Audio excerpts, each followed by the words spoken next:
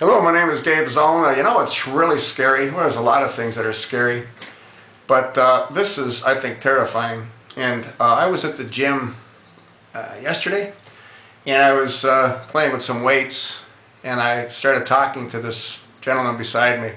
He was quite a bit younger than I am. And I said, hey, would you mind if I asked you what your political affiliations are? And he said, he's a Democrat.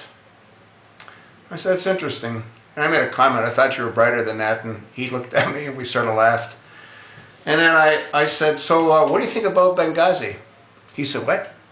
I said, what do you think about Benghazi? He says, I don't know anything about Benghazi. I said, let me ask you a question. You voted, right? He goes, absolutely. I said, you know what? You shouldn't vote. And the reason you shouldn't vote is that if you don't think about Benghazi, you're clueless on a whole lot of other very, very important issues. We spent about 10 minutes chatting as we're going to different machines.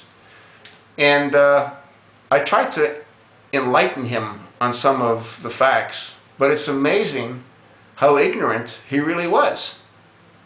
He had no clue of pretty much anything. None of the current events. He didn't know what the fiscal cliff was. He didn't know what anything was that's taken place recently. And this is the fundamental problem that we have in this country. People are ignorant. People are misinformed. They're misguided. And they have no idea what they're really voting for. They get swept up with emotion. They hear that you want free stuff? Obama. You want free phones? Obama. You want extended unemployment insurance? Obama. You want food stamps? Obama. So you can't help but get a certain percentage of people to vote for Obama. But the guy at the gym wasn't on food stamps. He wasn't on welfare. He was employed. He was making money. He had no idea of any of the current events. That, my friend, is what's terrifying. That, my friend, is why the media is complicit. That, my friend, is why things have to change. And if they don't change, there's no reason for us to ever have an election again, because none of it matters. You got bozos like this guy at the gym.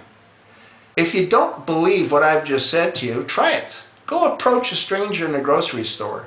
Go approach a stranger at the gym and say, hey, what do you think about Benghazi? The responses that you'll get will frighten you, because they sure frightened me. How can anybody be that clueless not to know about Benghazi? Well, he was.